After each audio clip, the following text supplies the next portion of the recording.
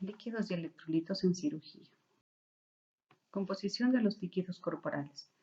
El agua corresponde al 50% del peso corporal total en mujeres y al 60% en los varones. Esta agua corporal total va a estar distribuida en dos espacios, en el líquido extracelular y en el líquido intracelular.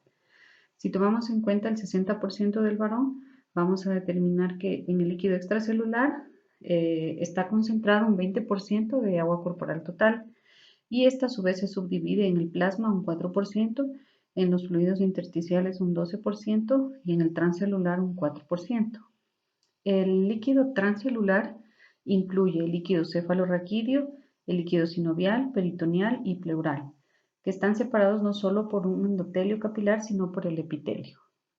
La linfa se la incluye dentro del líquido intersticial.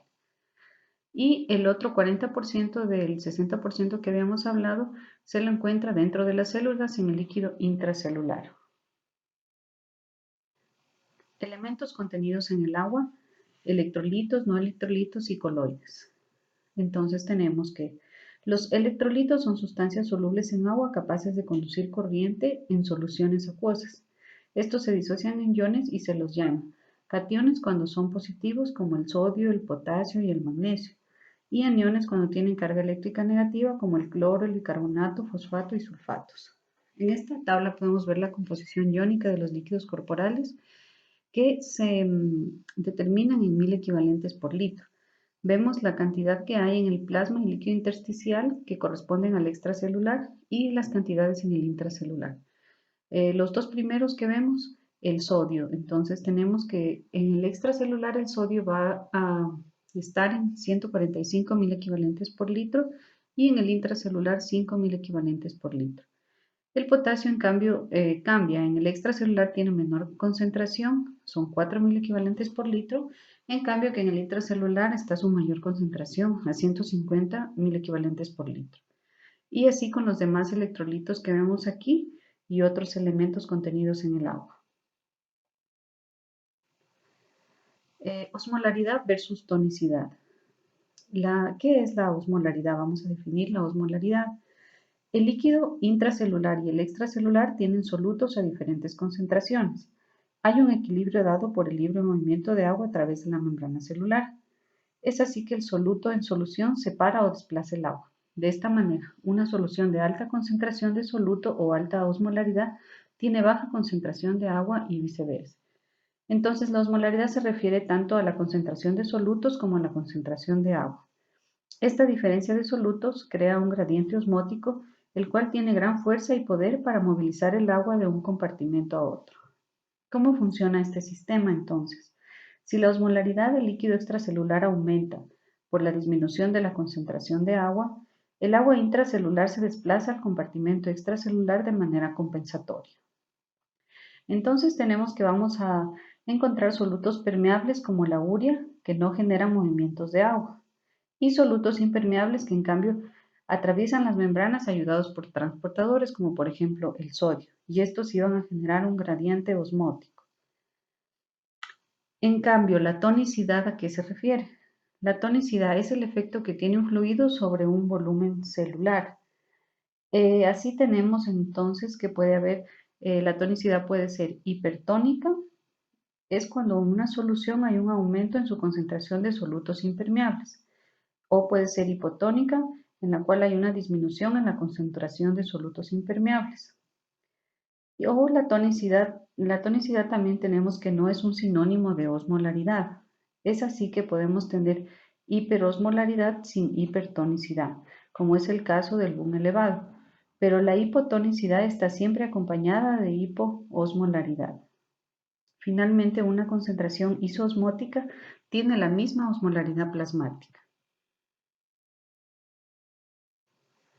La fórmula para calcular la osmolaridad se la determina por medio de una constante que sería 2 por sodio más glucosa dividido para 18 más el boom para 2.8. Sus valores normales están en 275 y 295 miliosmoles por litro. El 90% de la osmolaridad plasmática está dada por el sodio y el 10% por la glucosa y la urea. Por ello, la explicación de esta fórmula. Luego vamos a tener la osmorregulación, que se refiere al mantenimiento de la concentración normal de líquidos y electrolitos en el organismo.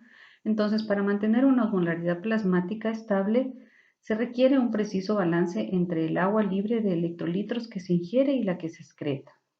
La ingestión de agua está comandada por el estímulo de la sed y la secreción de la hormona antidiurética.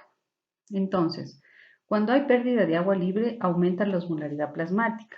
La hormona antidiurética se secreta y ocasiona disminución en el volumen urinario. Esto lleva a un aumento en la concentración orgánica y estimula el centro de la sed. Por el contrario, cuando hay exceso de agua, se suspende la secreción de la hormona antidiurética y se diluye la orina y se excreta el exceso de líquido. Tenemos otras situaciones en las cuales va a haber una osmorregulación anormal, como en el caso del síndrome de secreción inapropiada de hormona antidiurética o en el caso de la diabetes insípida. Desórdenes del balance del sodio. Aquí principalmente vamos a hablar de los dos desórdenes de los electrolitos más importantes, que serían el sodio y el potasio. Entonces vamos a comenzar con el sodio. En el sodio puede presentarse la hiponatremia. La hiponatremia puede ser cuando el sodio es menor de 135 milimol por litro. Existen tres mecanismos posibles para el origen de una hiponatremia: una ingestión deficiente de sodio, excesiva pérdida de sodio renal o extrarrenal, o por retención excesiva de agua. La hiponatremia entonces puede ser hipotónica o verdadera hiponatremia, isotónica o pseudohiponatremia y la hipertónica. La hiponatremia hipotónica, en este tipo hay una concentración de sodio relativamente baja y se debe valorar entonces el estado de agua extracelular del paciente para clasificarlo como hipervolémico, isovolémico o hipovolémico. Entonces, tendríamos que puede presentarse una hiponatremia hipotónica en estos tres casos. Vamos a hablar primero de la isovolémica. La isovolémica es cuando hay hiponatremia sin detectarse clínicamente anormalidades en el volumen de líquido extracelular. Aquí el agua se distribuye en sus dos compartimentos y solo cerca del 8% del agua se encuentra retenida en el espacio intravascular, por tanto no se evidencian signos de hipervolemia. Aquí el tratamiento, antes de hablar del tratamiento tendremos las causas que pueden llevar a una hiponatremia hipotónica isovolémica. Por ejemplo, un síndrome de secreción inadecuada de la hormona antidiurética, deficiencia de glucocorticoides, otros casos como el hipotiroidismo. Aquí vamos a tener que la osmolaridad va a estar entre 300 y 500 por kilogramo de peso y el sodio más de 30. Además, también se va a medir el sodio urinario, que va a estar más de 20.000 equivalentes por litro, y la fracción de excreción del sodio, que va a ser mayor del 1%, y normalmente esta es de 0,7. Aquí vamos a tener que el tratamiento sería la restricción hídrica y la administración del sodio en caso de hiponatremia sintomática. Luego vamos a tener la hiponatremia hipotónica hipervolémica, en la cual hay un aumento en el volumen de líquido extracelular. Aquí hay una mayor ingestión de agua y sodio de la que se puede eliminar por el riñón. Estos desórdenes tienen en común la presencia de edema, citis, edema pulmonar y otras manifestaciones de aumento del volumen de líquido extracelular. Las causas que nos pueden llevar a esta hiponatremia hipotónica hipervolémica puede ser por insuficiencia cardíaca congestiva, cirrosis, síndrome nefrótico. Aquí el sodio urinario va a estar en menos de 10. En casos de insuficiencia renal o crónica, aguda o crónica, el sodio urinario será mayor de 20. El tratamiento va a ser según la causa. Y luego vamos a tener la hiponatremia hipotónica hipovolémica, en la cual va a haber una disminución en el volumen de líquido extracelular, lo que genera una generosa conservación de agua mediada por un aumento en la liberación de hormona antidiurética y por el estímulo de la sed. La excreción de urinaria del sodio va a ser muy baja. El paciente tiende a ingerir líquidos libres de electrolitos, lo que genera mayor hiponatremia dilucional por el aumento del agua corporal total. Estos pacientes van a presentar un volumen extracelular disminuido que se manifiesta con deshidratación, la cual se va a clasificar en grados y se debe tratar la deshidratación según los grados. Entonces, las causas de esta hiponatremia hipotónica hipovolémica puede ser por causas renales, como el uso de diuréticos, nefritis perdedora de sal, acidosis tubular o diuresis osmótica, y las extrarrenales, como la presencia de vómitos, diarreas o pérdida de líquido al tercer espacio. Luego vamos a tener la hiponatremia isotónica, en la cual la osmolaridad sérica va a ser normal. El plasma contiene 93% de agua y 7% de sólidos, que son principalmente lípidos y proteínas. Y luego tenemos la hiponatremia hipertónica, en la cual la osmolaridad sérica va a estar aumentada, dada por los solutos como agentes de contraste radioopacos, el uso de glicina, manitol o la presencia de glucosa. Entonces, como vemos en el cuadro, la hiperglicemia. Cuando la glucosa aumenta, genera una fuerza osmótica que extrae agua del compartimento intracelular al extra y diluye así el sodio en un volumen extracelular mayor. El tratamiento en estos pacientes es la corrección del estado hiperosmolar con hidratación, no la administración del sodio. El cuadro clínico, vamos a ver que el paciente puede presentar principalmente síntomas neurológicos que pueden llevar a un edema cerebral. Generalmente los pacientes pueden estar asintomáticos o presentar náuseas y malestar general. Los síntomas van apareciendo a medida que desciende la concentración del sodio. Puede haber cefalea, letargo, confusión mental y omnibulación. No suele haber estupor, convulsiones ni comas, salvo que las concentraciones del sodio sean menores a 120 milimol por litro. En la hiponatremia crónica hay mecanismos compensadores que mantienen el volumen celular, reduciendo la posibilidad de edema cerebral. Los exámenes de laboratorio, estudios de laboratorio. Los estudios de laboratorio son útiles para determinar el grado de depresión de volumen. Así vamos a tener que se puede medir la osmolaridad del plasma, la osmolaridad urinaria, la concentración de sodio y cloro en orina, el BUN, calculado por la fórmula de urea dividido para 2.17 o urea por 0.47. También determinar la creatinina, la determinación de la fracción de excreción del sodio, que se mide por la fórmula sodio urinario por creatinina plasmática, dividido para la creatinina urinaria por el sodio plasmático por 100. Otros métodos de control serían el registro de peso diario, controles de ingesta y excreta. Tratamiento de la hiponatremia. Sueroterapia. Tenemos el cálculo del déficit de sodio. Se va a calcular entonces con la siguiente fórmula. Agua corporal total por sodio deseado menos sodio actual. El sodio deseado, que ya habíamos hablado, sería, según la tabla, lo que habíamos visto, 145 mil equivalentes por litro y el sodio actual que se midió en el paciente. Entonces, para el cálculo del agua corporal total lo vamos a hacer por el peso en kilogramos, en el caso de la mujer por 0.5 y en el caso del hombre por 0.6.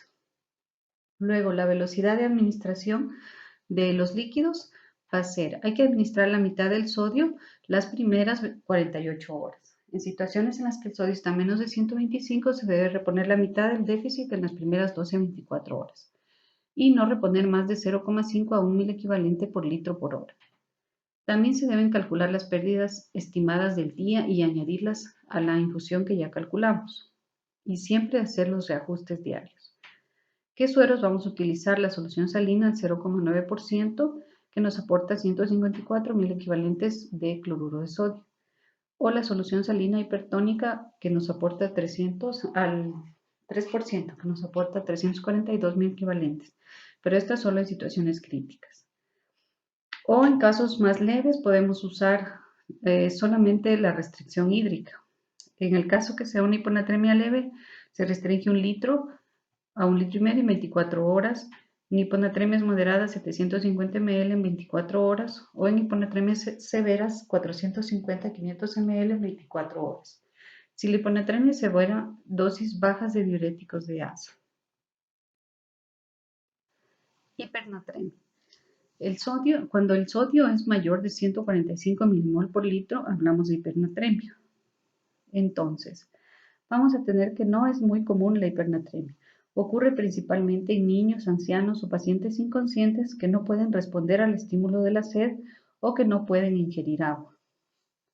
Las causas de hipernatremia, entonces, Vamos a definirlas como dice el cuadro: pérdida de agua, que habíamos dicho, por pérdidas insensibles, hipodipsia, diabetes insípida, causas renales o causas gastrointestinales.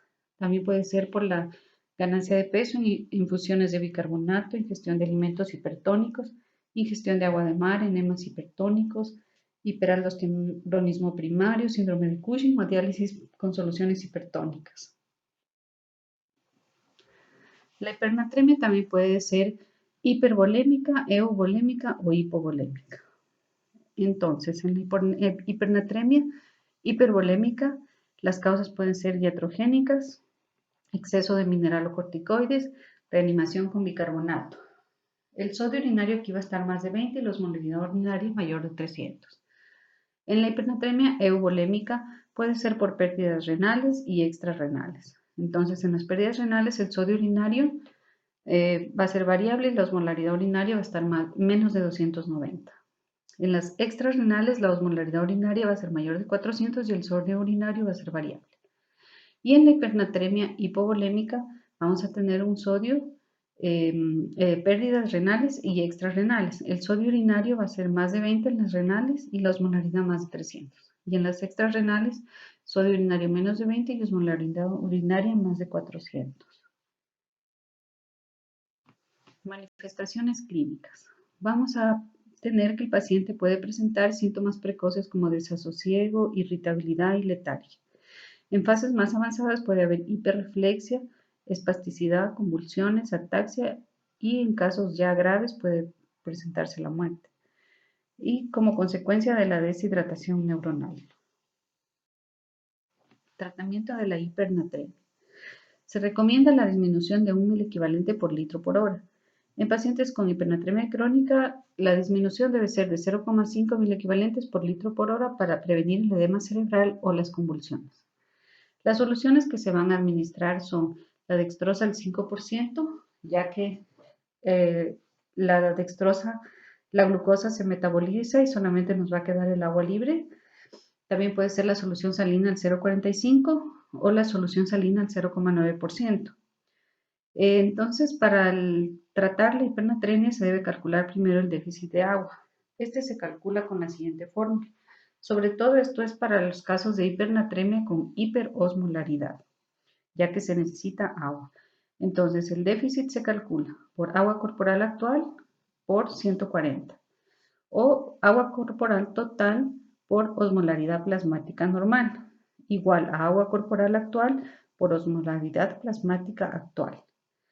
Entonces, para calcular esta osmolaridad plasmática actual, va a ser igual a agua corporal total normal por la osmolaridad normal. Esto dividido para la osmolaridad actual.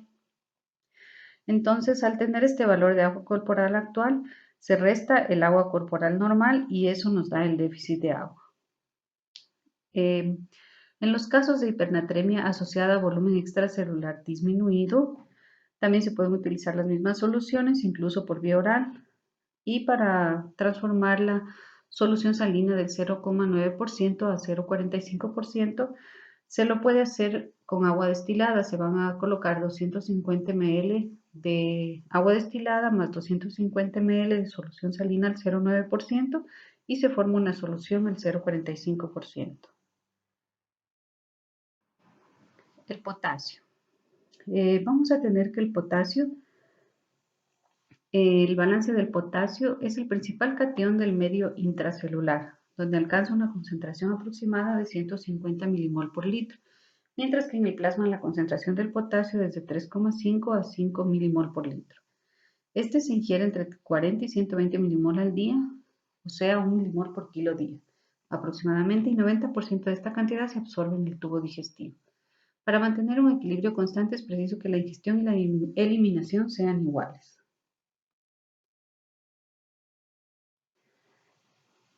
La depresión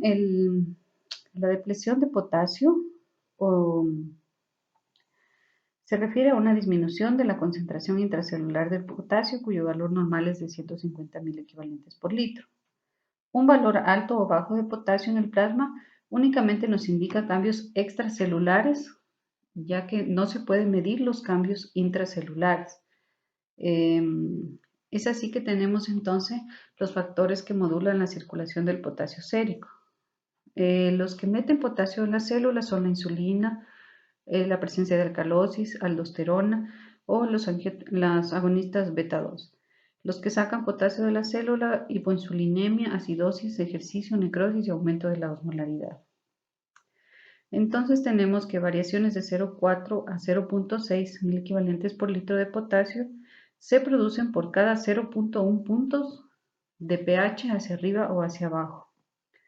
Entonces, ¿qué quiere decir? Que en la alteración del pH, la acidosis puede promover la salida del potasio de la célula y tiende a incrementar la concentración sérica. Y en cambio la alcalosis hace lo contrario. Desorden. La hipocalemia. Cuando el potasio es menor de 3,5 milimol por litro. Causas puede ser la disminución de ingreso de potasio por inanición, ingestión de arcilla, redistribución de las células, en el caso de alteraciones ácido-básicas como alcalosis metabólica, causas hormonales como la insulina, agonistas beta-2 adrenérgicos, agonistas alfa-adrenérgicos, estados anabólicos, puede ser por otras causas como pseudohipocalemia, hiponatremia, parálisis hipocalemia periódica, efectos tóxicos del bario. Mayores pérdidas de potasio, pueden ser renales o extrarrenales. Los síntomas que se van a presentar. Los síntomas principalmente aparecen cuando el potasio es menor de 3 milimol por litro. Debido a que el potasio, como ya dijimos, la mayor concentración está en el intracelular, dentro de la célula y sobre todo dentro de las células musculares. Entonces los síntomas van a ser cansancio, mialgias y debilidad muscular de los miembros inferiores. La hipocalemia, cuando es más intensa, puede producir debilidad progresiva, hipoventilación, rabdomiólisis o ilio paralítico. En el electrocardiograma pueden presentarse alteraciones como aplanamiento o inversión de la onda T, onda U prominente, depresión del segmento ST, intervalo Q prolongado. La disminución intensa del potasio puede llevar a un intervalo PR largo, voltaje disminuido y ensanchamiento del complejo QRS. Puede haber riesgo de arritmias ventriculares, ante todo en los pacientes con isquemia miocárdica o hipertrofia del ventrículo izquierdo. La hipocalemia también puede predisponer a intoxicación digitálica. El diagnóstico debemos hacerlo mediante una anamnesis minuciosa, en la cual se debe determinar el abuso de diuréticos o laxantes, descartar la ingestión escasa o el paso de potasio al medio intracelular, descartar alteraciones renales o eliminación urinaria mayor de 15 milimol por día. La hipercalemia. Cuando el potasio es mayor de 5 milimol por litro. Causas agudas y raras. Tenemos hipercalemia iatrógena cuando se repone potasio por vía parenteral o en los pacientes con insuficiencia renal. La pseudohipercalemia, cuando la salida del potasio celular poco antes o después de una punción venosa. La aplicación prolongada de un torniquete con o sin maniobras repetidas del cierre de puño. La hemólisis y las leucocitosis y las trombocitosis intensas al liberarse el potasio intracelular después de la formación del coágulo. En caso de déficit de insulina y de hipertonía o acidosis metabólicas, por el ejercicio o en caso de uso de beta bloqueadores. También tenemos la hipercalemia crónica, que en sus causas pueden ser insuficiencia renal, disminución de flujo distal, disminución de secreción, hipoaldosteronismo primario, secundario, resistencia de la aldosterona, mayor resorción de cloruro, síndrome de Gordon o el uso de ciclosporina. El cuadro clínico en este caso crónico puede ser debilidad, parálisis flácida, hipoventilación. También tenemos que esta hipercalemia crónica inhibe la amoniogénesis renal y la resorción del amonio. En este caso puede producir una acidosis metabólica. Las consecuencias más graves van a ser los efectos tóxicos del corazón. Entonces, como ya habíamos mencionado anteriormente, algunos parámetros que se alteran en el electrocardiograma, habíamos dicho amplitud de la onda T u ondas T altas y acuiformes. Y si es que es intensa la hipercalemia, puede haber prolongación del intervalo PR y QRS, retraso de la conducción auriculoventricular y desaparición de las ondas P. También puede haber ensanchamiento del QRS y su fusión con la onda T. El último hecho suele terminar en fibrilación ventricular o asistolia. El tratamiento sería cuando el potasio es mayor de 7.5 milimol por litro, puede causar la muerte. Entonces se debe interrumpir el aporte exógeno de potasio. Puede utilizarse gluconato de calcio para disminuir el potasio, ya que este disminuye la excitabilidad de las membranas. En dosis de 10 ml de una solución al 10% que se inyecta en goteo durante 2 o 3 minutos. Estos efectos tardan pocos minutos en aparecer, pero su duración es breve, 30 a 60 minutos. Puede repetirse la dosis citada si no se observan cambios electrocardiográficos pasados 5 a 10 minutos. También puede utilizarse la insulina, que estimula la entrada del potasio a la célula, pero se debe utilizar con glucosa para evitar la hipoglicemia. Se van a usar 10 a 20 unidades de insulina regular y 25 a 50 gramos de glucosa. Si resulta eficaz la concentración del potasio en el plasma, debe descender de 0,5 a 1,5 milimol por litro al cabo de 15 a 30 minutos y el efecto durará unas horas. También se utiliza el bicarbonato en solución isotónica, 3 ampollas por litro. Nos aportan 134 milimol por litro de bicarbonato. Los agonistas beta-adrenérgicos también van a meter el potasio dentro de la célula. Su acción comienza a los 30 minutos. Reducen la concentración del potasio en el plasma en 0,5 a 1,5 milimol por litro y sus efectos duran de 2 a 4 horas. También puede hacerse mediante diálisis, hemodiálisis en casos más graves, diuréticos de asa o tiacidas o el uso de resinas de intercambio de cationes, como el sulfato de poliestireno sódico, que favorece el intercambio de potasio y sodio en el tubo digestivo. Cada gramo de esta resina fija 1 milimol de potasio y libera 2 o 3 milimol de sodio. Se administra por vía oral en dosis de 25 a 50 gramos mezclados con 100 ml de sorbitol al 20% para evitar el estreñimiento.